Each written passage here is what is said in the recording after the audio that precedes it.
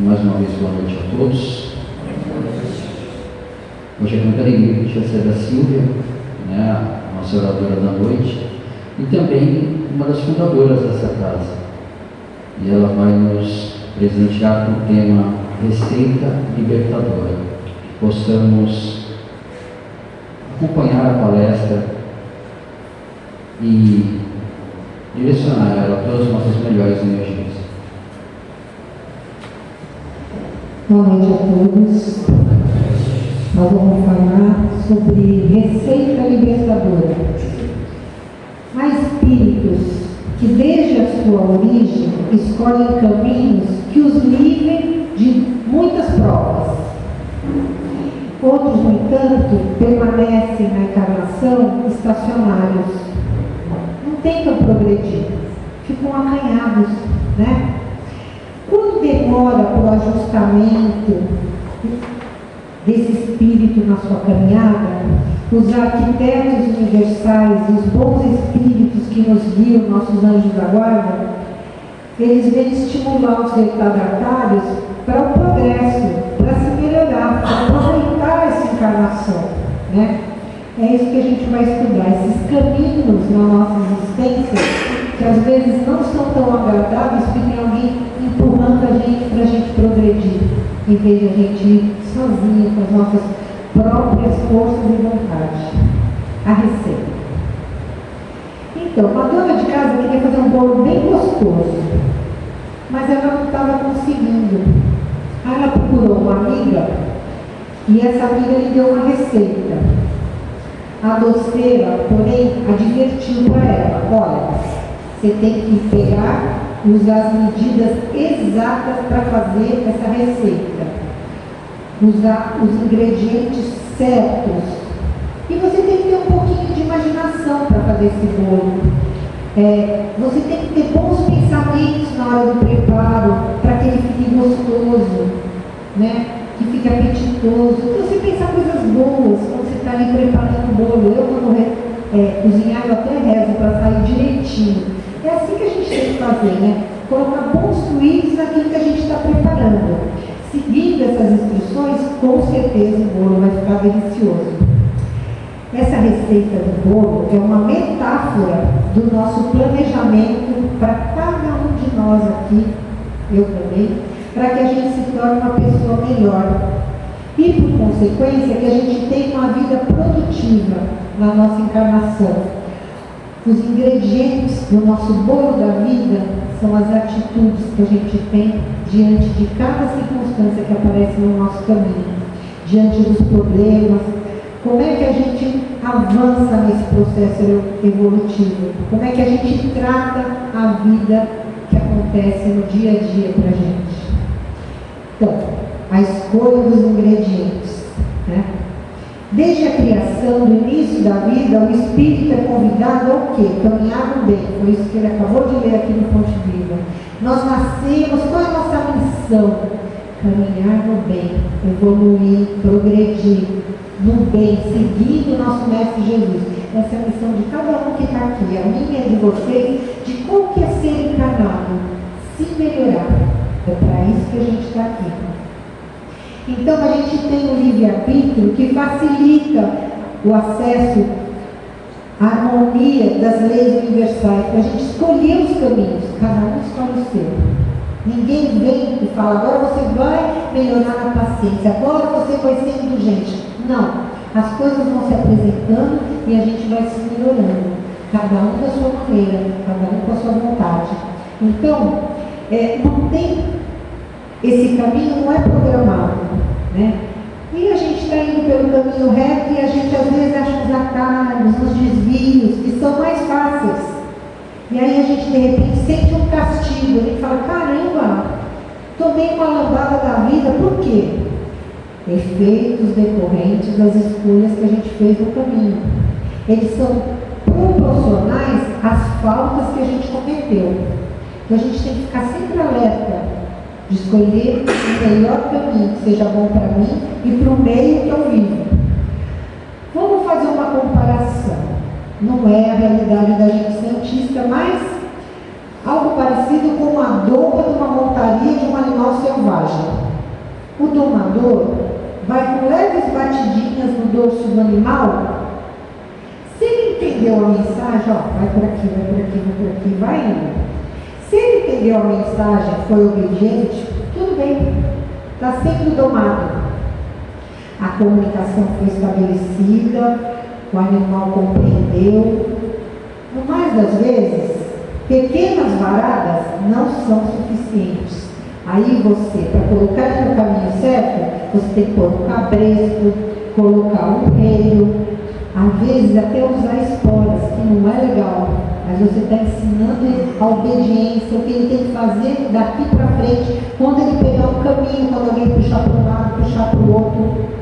Guardadas as devidas proporções, a gente pode comparar esse exemplo com a evolução do espírito. A gente recebe todas as condições na nossa encarnação necessárias para a gente trilhar no caminho reto, para ir progredindo, para ir se melhorando. Mas às vezes a gente opta por uns atalhos aí. Agora eu tenho poder, agora eu posso mandar, vou fazer diferente. Né? Agora todo mundo faz a coisa para mim, eu não tenho que fazer. Eu vou usar a minha sensualidade, eu vou me pintar todo, vou me arrumar, vou ficar toda bonita, aí todo mundo faz o que eu quero. E a gente começa a se perder. A gente é desonesto. Eu não sou desonesto. Mas você conta uma mentirinha aqui, inventa uma historinha ali, e aí você não está sendo totalmente honesto. Né? E aí surge a necessidade de um espírito sair da sua inferioridade e voltar para o caminho, porque ele deu uma perdida. E aí ele tem que voltar para a evolução dele no bem. Essa demora, às vezes, no ajustamento das razões, da melhora da sua existência, quando catalogada vida após vida, coisinhas que a gente vem fazendo em algumas encarnações, quando é detectada por esses arquitetos do espaço, universais, os bons espíritos, os nossos conselheiros espirituais, eles passam a adotar providências efetivas para que a gente possa progredir, para a gente não ficar indo para trás, nem ficar estacionado. Então eles vão despertar o nosso espírito indolente para ir para o caminho do bem, para voltar para a jornada evolutiva da gente. Quando esse reflexo condicionado, que auxilia o animal na doma, é ignorado por um ser inteligente que nem a gente, o espírito encarnado sofre consequências até ele retornar na sua evolução. Então, a enfermidade, por exemplo, é uma chamada de orelha, assim, puxão de orelha, né? Quando são lembretes que Deus nos dá para que a gente não esqueça da nossa evolução. Naturalmente, a ciência, os programas sociais que a gente tem hoje em dia auxiliam as pessoas, previnem, superam problemas de saúde. Mas não basta só a gente tomar remédio, tomar vacina, seguir prescrição médica. A gente tem que ter associado os recursos da medicina da terra com a medicina da espiritualidade. A gente tem que ter esse merecimento de se melhorar. São duas coisas conjuntas quando vem a doença para a gente. Então, enfrentar o egoísmo nosso, de pensar só na gente, só olhar para o meu umbigo, com boa vontade, em servir, evita atitudes nocivas no nosso caminhar. Então a gente tem que deixar para lá desonestidade, maledicência e assumir atitudes positivas diante da vida, ser mais otimista com as coisas, acreditar no bem, caminhar no bem, não importa o que o outro está fazendo, o que a televisão está mostrando. A gente está aqui para evoluir, para progredir. Então vamos levar a nossa religião, a nossa fé adiante, acreditar, né? Buscar novos conhecimentos. São poderosos recursos para a gente se prevenir, superar de doenças, de processos doentios. Vamos falar sobre um ingrediente estragado. Por exemplo, um crime. Nessa vida aqui, vamos dizer, ninguém fez um crime aqui, mas vamos falar do ingrediente, uma atitude estragada que a gente teve em outra vida. Que quem sabe uma criatura que é enterrada viva. No século XIX, isso não era incomum, né? Um acidente vascular cerebral, um AVC, naquela época, provocava um estado de adormecimento profundo, que a respiração, as batidas cardíacas, as pulsações se tornavam tão sutis que os médicos não identificavam que a criatura ainda estava com um restinho de vida ali. Ele parecia que estava sem vida e sem nada e acabou. Hoje, com os avanços da ciência, da tecnologia, isso não acontece. A gente tem com frequência nos hospitais situações de quase morte, mas com ressuscitamento, com pronto atendimento, por meio das tecnologias modernas, né, dos recursos da medicina, isso não acontece mais. Mas, no século XIX, acontecia. Allan Kardec descreve no livro Céu e Inferno, capítulo 8, chama Expiações Terrestres. Um caso ocorrido em 1850, um caso verídico. 15 dias depois do sepultamento, teve que fazer uma exumação por algum motivo no corpo e reconheceu-se que o corpo havia mudado de posição. Ele estava totalmente revirado no caixão e o caixão estava todo arranhado do lado de dentro. Constatou então que aquele homem havia sido enterrado vivo. Gente, imagina que aflição mais terrível que ele homem passou ali naquele cubículo. Desesperador, a gente nem imagina o que é uma coisa dessa, né? Então, na época, tratava-se em vida de uma pessoa honesta, de excelente reputação, e aí ele foi evocado e ele trouxe esclarecimento na Sociedade Espírita de Paris, onde Kardec estava presente. E ele falou: numa existência anterior, eu curara a minha mulher viva, uma pequena adega. Ele fez um muro com a mulher viva dentro da adega no porão da casa dele. Foi a pena de talião que eu devia aplicar a mim mesmo. Então, as dores daquele homem foram consequência de uma vida anterior dele. Uma vida anterior dele criminosa. Naquele caso, outrora, ele foi um verdugo. Ele mesmo solicitou que a espiritualidade desse para ele essa experiência dramática, para ele viver o mesmo que ele fez com a vítima dele, que foi a mulher dele. Ele quis expiar esse crime, ele pediu para passar por isso. Então, agora, ele dizia que ele, de consciência tranquila, ele podia reencontrar a esposa dele, que já havia perdoado ele há muito tempo, mas agora ele ia tranquilo reencontrar com ela.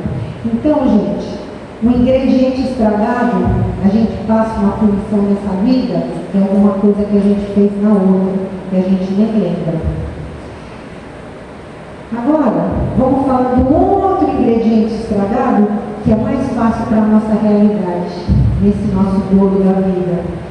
É a mentira, maledicência, crítica, palavrão. Eles podem comprometer o bolo da nossa vida? E muito. No dia a dia, a gente tem que se policiar. A gente está num grau de evolução, num planeta em transição, onde está separando o joio do trigo. E a gente quer ser um trigo. Então a gente tem que se melhorar. Então, sem dúvida, todas elas têm a mesma origem. Tudo isso que a gente pode fazer para nós ou para o próximo é puro egoísmo, puro orgulho na caminhada da gente. A gente tem que deixar para lá esses sentimentos mesquinhos, né? Parar de pensar só na gente, parar de prejudicar as pessoas, atrapalhar relacionamentos, comprometimento na vida social. Imagina a gente ficar fazendo fofoca, intriga, julgando o outro, condenando, falando disso ou daquilo. Para que isso? As consequências de tudo isso podem ser coisas gravíssimas. A gente pode criar um delinquente, né? Ter desentendimento em uma família, desarmonia no lar, no trabalho, em associações, né? Que as pessoas se reúnem por bem comum e aí começa a intriga, diz. Para que isso? Se todas as pessoas agirem dessa forma, estão contribuindo por quê? Para um desequilíbrio mundial. A gente não é micro, a gente é macro. Vai indo, o que a gente faz vai repercutindo na nossa casa, no nosso meio de convivência, na nossa cidade, no nosso país, no nosso planeta. Né? Então a gente tem que pensar com serenidade no bem-estar físico, emocional e espiritual, para que esse bolo da nossa existência seja um bolo bom, gostoso, saboroso e delicioso. Vamos falar agora de um excelente ingrediente, a laranja. Então, uma palestra do senhor Wayne Dyer, autor do livro Seus Pontos Fracos. Ele levou uma laranja no palco, na palestra, e aí tinha um garoto sentado na primeira fila, sorridente, inteligente, com aquela carinha esperta. E aí ele falou: se eu apertar essa laranja, olhando para o garoto, o que vai sair dela? O garoto: suco de laranja, é claro, disse o menino. E ele falou: por que sai suco de laranja se eu aperto a laranja? Que é uma laranja, o que tem dentro da laranja, o menino falou, sorrindo, todo feliz. Então vamos supor que a laranja não é uma laranja, que você é a laranja. Imagine se alguém te aperta, vem alguém aperta você, pressiona você, diz algo para você que você não gosta, essa pessoa te ofende. Dentro de você vem raiva, ira, ressentimento, ódio. Por que saiu isso de você? Que é isso que você tem dentro de você. É isso que está lá. Se a raiva, a dor, o medo saem, é porque é isso que você tem dentro de você. Se alguém falar algo que você não gosta, o que tem do seu lado de dentro vai sair. E o que tem dentro do lado de dentro, o que está dentro do lado de dentro de cada um de nós, é escolha nossa. A gente escolhe o que a gente guarda no coração. Qual é o meu sentimento? Como eu vou reagir das coisas? A gente escolhe. Vamos pensar o que vai sair de dentro da gente se o universo vem e espreme a gente. Se nada além de amor sair de dentro da gente, é porque a gente permitiu o amor entrar dentro do nosso coração. E o que Jesus pregou para a gente? Que a gente tem que fazer para o próximo, amar o próximo como a gente gostaria de ser amado. Fazer para ele o que a gente gostaria para ele. Porque ele falou de amor. Esse amor tem que estar dentro da gente. Quando a vida espremer a gente, tem que ter amor lá dentro. O excelente ingrediente não é a laranja, é o amor. O amor é o que tem que ter dentro da gente, nas circunstâncias que a vida coloca a gente. É difícil? É muito difícil. É treino. A gente tem que treinar. O que a gente quer dar? O que a gente quer receber? Que se eu planto pedra, eu colho pedra. Se eu planto flor, eu colho flor. Eu não posso plantar pedra e querer colher flor. É lei do universo, ação e reação. Então, vamos limpar a forma do nosso bolo. Será que a gente está fazendo a limpeza da nossa alma? É isso. Vamos limpar esses ressentimentos, esse mal-estar, tudo isso de ruim que está dentro da gente. Somente cuidando da nossa casa mental, a gente pode prevenir contra eventuais medidas coletivas do plano espiritual para colocar a gente no caminho do bem.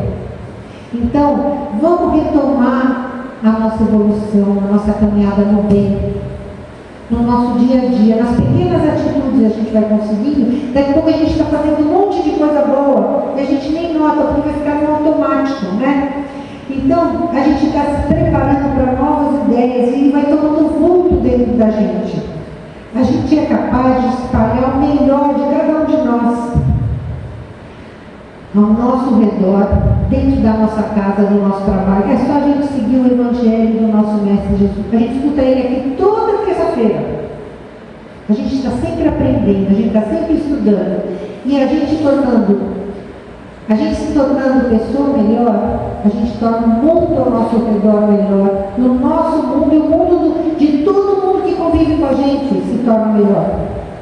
Vejamos as principais medidas para a gente limpar essa nossa forma do bolo, limpar nossa alma. Esquecer as ocorrências infelizes do passado. Para que a gente fica remoendo? Vamos olhar para o futuro com esperança, vontade de não repetir aqueles erros. Todo mundo aqui errou. Não tem ninguém melhor do que ninguém. Se a gente está num planeta de provas e expiações ainda encarnado, é porque a gente errou. Então, o que a gente errou e a gente lembra, vamos deixar para lá. Não adianta a gente ficar remoendo. Vamos fugir dos assuntos que tratam de delinquência, criminalidade, notícia deprimente, guerra. Para que ficar comentando coisa ruim? Embora da Ibope, na televisão tem um monte de programinha. No fim da tarde, na televisão, falando, olha, roubou, matou, cortou o cabelo, sequestrou, escondeu, a família matou. Para que a gente vê isso? A gente ainda não pode resolver isso. Então, para que a gente vai se permitir se contaminar com essas notícias ruins? Eu vi uma foto, uma notícia no Instagram, também lembro, porque eu estava acordando, que na UPA em Santos, o menino estava chorando pra caramba que entrou um prego na chuteira dele. Faz tempo. E o médico tinha que cortar a chuteira, e o médico falou, mas está doendo tanto? Ele falou, não, você vai estar cortando a minha chuteira, a enfermeira vai tirar o prego. O menino chorava. É a única que eu tenho preta, já estava cinza, todo esburegado. O médico falou, calma, cuidou dele, volta aqui segunda-feira da semana que vem que eu vou te dar uma chuteira nova. Aí a enfermeira tirou a foto, o menino com a chuteira amarela, toda colorida, o meião vermelho. O sorriso dele ia daqui até aqui, o médico quietinho no canto, assim, a enfermeira tirou a foto e colocou. Aconteceu na UPA, papapá. Falei, gente, notícia assim não dá Ibope, tão linda, uma coisinha tão boba, ele comprou uma chuteira. E o meião, imagina a alegria do menino. Não custa, às vezes, você fazer uma coisinha. Notícia boa, ninguém vai adiante. Vamos trabalhar, gente. Trabalhar o melhor ingrediente para a tentação, para a cabeça vazia, para a depressão. Pode ser um trabalho remunerado, um trabalho voluntário. Enquanto você está ajudando, você está trabalhando, você está ocupado, você está pensando besteira. Está fazendo a sua parte. O trabalho não precisa ser na rua, é dentro da sua casa. Arruma um armário, lava roupa, cozinha, trabalha. Você está ocupado, faz um crochê, né? Trabalho artesanal, um trabalho. Vamos evitar comentários deprimentes. Nenhum mal é digno de comentário. Isso aí eu acho que não tem nem que explicar. Vamos pensar e falar e agir no bem. E o que ele pede para a gente orar sempre? Gente, é uma força danada que tem oração. Nenhuma oração fica sem resposta. Quando a gente ora, um raio luminoso vai nas esferas superiores. O que vai e volta. Vocês não querem receber luz? Manda a luz, volta a luz. É dando que se recebe. Gente, a gente precisa angariar amigos bons espirituais, aumentar nossa sintonia, se fortalecer no bem. E a oração é o tudo. É o tudo. Eu nem, assim, a gente fazendo uma oração, a gente vai esquecendo as nossas dores, vai passando as nossas dificuldades, a gente vai se fortalecendo, vai caminhando para o bem. Quando eles percebem que a gente está se fortalecendo, eles vão vindo e vão ajudando. Eu nem preciso falar aqui do Evangelho no Lar. O Evangelho no Lar é aquela limpeza na nossa casa, aquela faxina espiritual, que a gente faz a faxina material, para a gente angariar bons espíritos para cuidar da nossa morada, para cuidar da gente, para ter um bom ar espiritual favorecido dentro da nossa casa. Tem palestras para isso aqui, no mesmo dia, no mesmo horário, a gente se reúne, lê o Evangelho, faz uma oração, põe um copo de água para cada um da casa e pronto. A gente está angariando ajuda espiritual para a gente. Eu faço toda segunda-feira, 11 horas da noite, há mais de 30 anos. Fui sozinha há muito tempo, não importa. Tem gente em casa que se tranca no quarto, faz sozinho, dá uma água para cada um. É que esse horário para mim não tem visita em casa, ninguém liga. Então, vocês escolhem um horário, um dia. Tem alguma dúvida de evangelho lá? Qualquer trabalhador da casa faz evangelho, vocês podem perguntar, eles explicam tudo. Os espíritos superiores, eles não se comprazem nos nossos sofrimentos. Eles não gostam de ver a gente sofrendo. Eles querem que a gente vá para frente, que a gente aproveite a encarnação. Os espíritos do bem. Ainda que eles se preocupem com as nossas dores morais, os métodos para a gente avançar e eles ajudarem são bem diversificados, né? Esses arquitetos do espaço que vêm para ajudar a gente a seguir adiante. Quando eles percebem que o espírito está caminhando para o fracasso, ou seja, que a vaca está indo para o brecha, eles vêm fazer alguma coisa. Eles vêm ajudar, eles adotam providências. E esse despertamento, esclarecimento para a gente voltar para o caminho do bem, cada um é de um jeito, não tem uma regra. Eu vou contar para vocês uma história que está no livro Mudança de Rumo, do Richard Simonetti. Adoro o Richard Simonetti, se vocês acharem dele, leiam. O bolo do Belisário está azedando. O Belisário havia morrido, ou pelo menos ele pensava. Vejamos como foi a chegada dele lá no plano espiritual. O Belisário achava que ele estava num pesadelo, gente. Transitava por uma região com um nevoeiro denso, escuro, um lugar fedido, feio, umas plantas rasteiras feias, né? E ele estava naquele meio ali, ouvindo grito, gente agoniada, chorando. O que ele pensou? Meu Deus, morri. Foi isso que ele viu, a realidade que ele estava passando. Aí começou a chorar, gritar, desesperado. Ele sempre entendeu a sua ligação com o Espiritismo era um passaporte garantido para que ele chegasse no plano espiritual, numas paragens bonitas, amenas, em contato com benfeitores espirituais, com seus amigos, com seus familiares que já tinham ido antes dele. Nunca que ele imaginou, jamais, que ia passar aquela realidade que ele estava ali. Uma surpresa super desagradável. Embora o cara era inteligente, era culto, ele frequentava a casa espírita, ele vinha toda semana, mas da porta para fora ele voltava para a vida que ele achava que ele tinha. Ele só tinha ouvido a palestra, tomado um passe e está tudo certo. Ele esqueceu, não atentou para a responsabilidade de ser espírita, ou seja, o ponto fundamental é o conhecimento da verdade implica em compromisso com ela.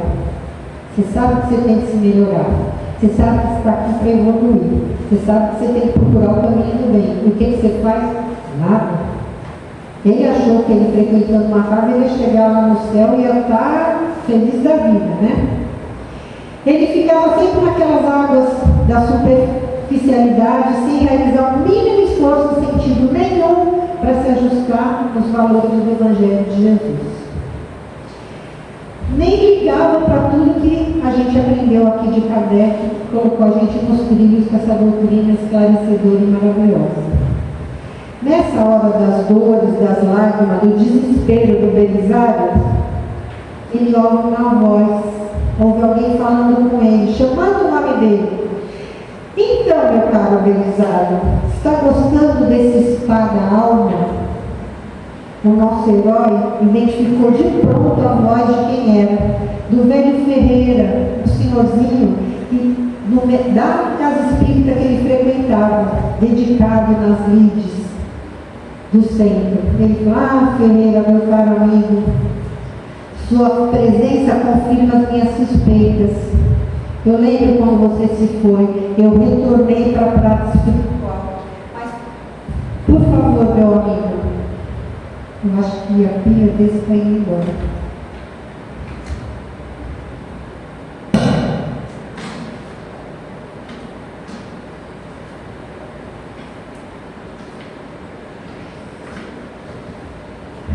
Eu retornei espiritual. Por favor, meu amigo, não brinque. Eu me sinto nas profundezas do tenebroso inferno, sofrendo torturas horríveis. O socorrista sorriu e falou: nada disso, meu caro. Aqui é um spa para queimar as gordurinhas espirituais adquiridas no excesso da sua vida mundana. O Ferreira passou a mostrar para ele os graves enganos que o Belisário havia cometido, pensando só nos seus interesses pessoais, só pensando nele, só no egoísmo dele. E aí mostrou ações que ele estava vivendo, que era completamente fora da vivência cristã. E passou a recordar um passado próximo, atitudes que ele tinha tido recentes, revivendo breves instantes das suas experiências.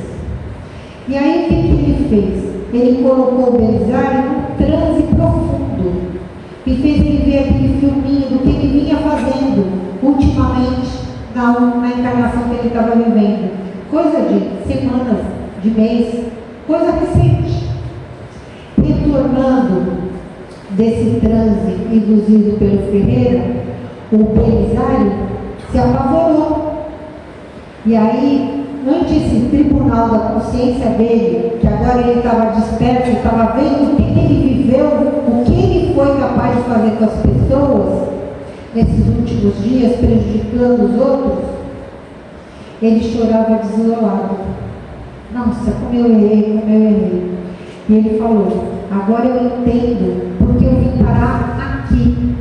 Eu fui um louco, jogando fora oportunidades que me foram concedidas para me fazer o bem para as pessoas ao meu redor.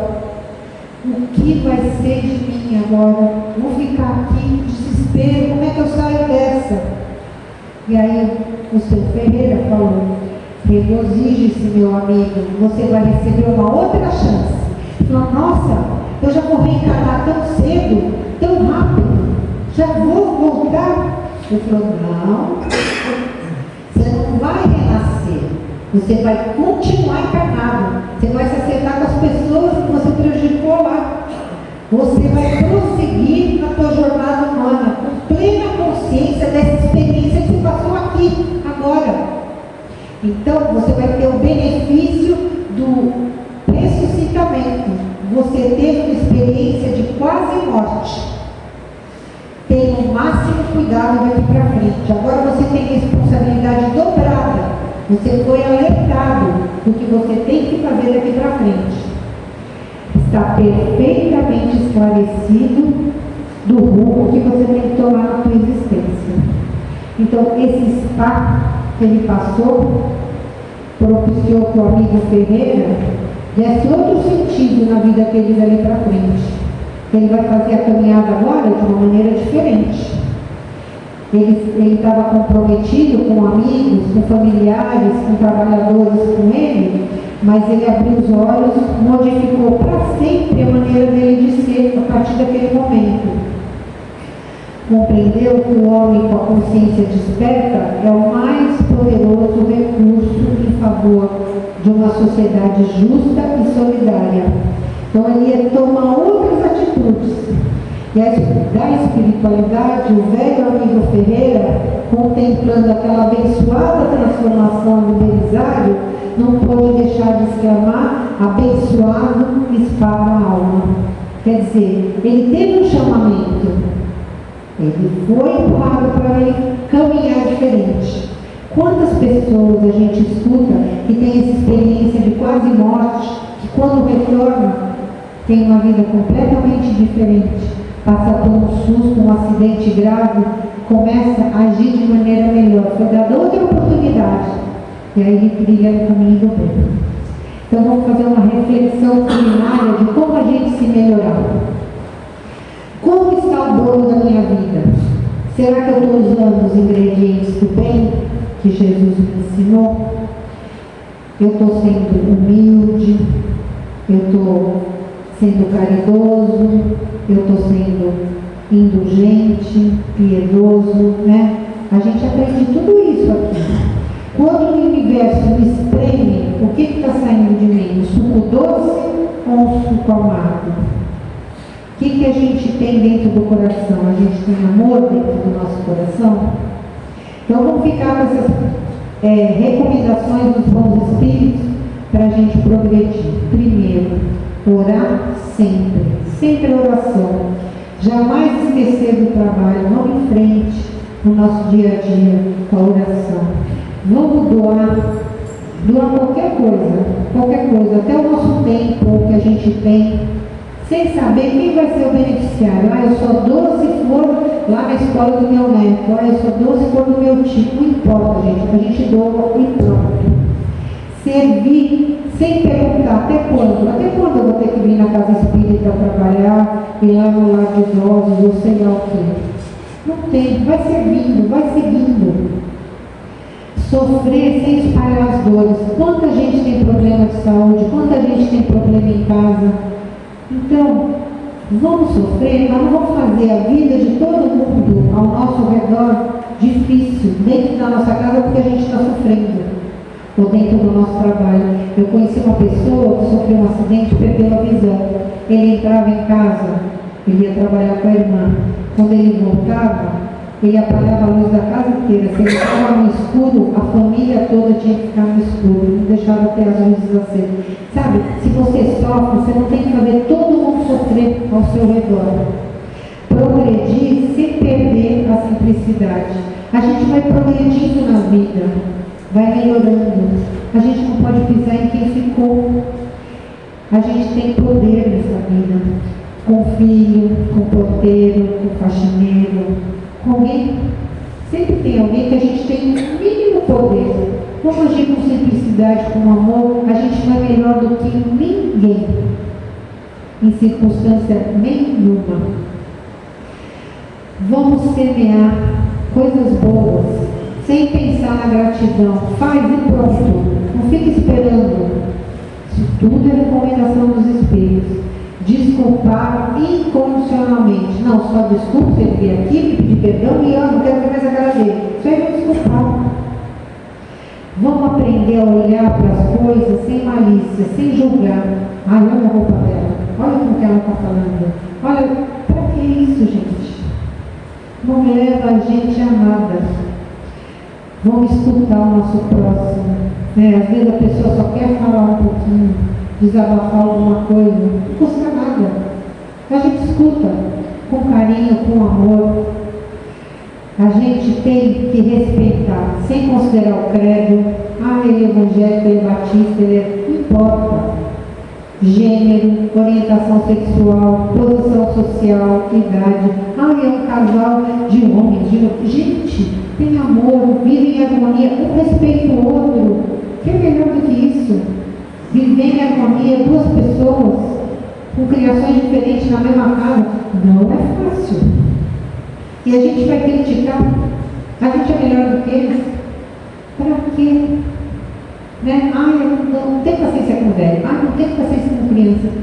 Não vamos discriminar nada, gente. Não vale a pena. E vamos exercitar uma coisa tão difícil. Aprende, Silvia, paciência. Eu não tenho, mas eu vou aprender. A gente está aqui para aprender. Paciência. Nossa, como é difícil a gente ter paciência. A gente vive no imediatismo. A vida é rápida e a gente não pode perder tempo. Até para falar a gente é rápido. Vamos aprender a ter paciência. Exercitar tudo isso para o nosso bolo da vida caminhar. Então, a nossa vida se assemelha a um bolo que a gente tem que fazer com muito cuidado. Essa é a receita libertadora da palestra de hoje. Os ingredientes certos, a maneira de preparar. A gente está satisfeito com a atual encarnação que a gente está? A gente tem que pensar. A gente pode melhorar essa massa? A gente pode melhorar o tempero? Como que a gente passa por essas dificuldades? A gente pode tornar ela melhor? A gente pode fazer ela mais agradável, mais saborosa?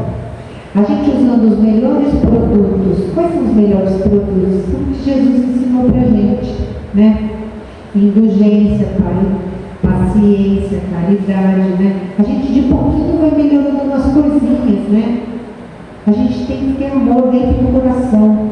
para esse bolo da vida ficar bom, né? Esses ingredientes mágicos do Cristo, com certeza o bolo da nossa atual encarnação vai ficar saboroso, né? A gente vai melhorar as nossas atitudes, que são os nossos ingredientes, diante de qualquer dificuldade, diante da vida, diante das pessoas. E a gente vai dando exemplos de felicidade e tornando o meio que a gente vive mais feliz. O que a gente está fazendo? A gente está seguindo os ensinamentos do nosso Mestre Jesus. E o Pai, o nosso Pai de amor, o nosso Deus de amor, criou a gente para ser feliz. O que esse Pai amoroso quer da gente? Que a gente seja feliz. Então, a finalidade da nossa existência é caminhar no bem e encontrar a felicidade. É só isso que a gente tem que fazer aqui. Para isso a gente tem que ter amor no coração, bons sentimentos. Eu tenho uma historinha bem pequenininha para contar para vocês, para a gente acalmar. Um grupo de jovens, quem contou foi a Maísa Braga, que eu adoro ela. Um grupo de jovens foi visitar o Chico Xavier em 1957 e perguntou para ele: como podemos saber se estamos agindo corretamente? Foi isso que eles colocaram, era a juventude, foi lá, tudo bem que eles estão com 67 anos agora, mas a gente também é jovem a vida inteira. Como que a gente sabe que a gente está agindo corretamente nessa vida? Aí Humberto de Campos, que estava presente através do Chico, respondeu para os jovens: todas as noites, quando vocês forem dormir, pensem e respondam duas questões. A primeira: o que eu fiz hoje que o verdadeiro amigo de Jesus teria feito? Então, no meu dia de hoje, deixa eu ver, eu fiz uma comida gostosa, pensando que ia fazer bem pra gente, eu ajudei alguém a atravessar a rua, eu carreguei coisa para alguém, eu lavei uma coisa para ficar limpa. Tem coisas pequenas, não precisa ser, você não precisa ir para a lua, você fez pequenas coisas, começa a se policiar com isso. Então, o que eu fiz hoje de verdade, que o verdadeiro amigo de Jesus teria feito? A segunda questão: o que eu fiz hoje que o verdadeiro amigo de Jesus jamais faria? O que eu fiz que eu não vou fazer mais?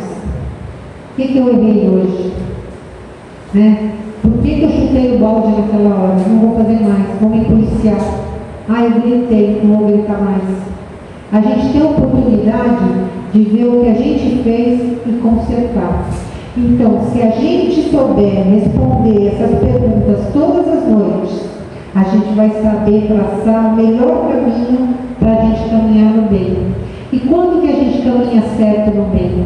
Quando a gente segue Jesus.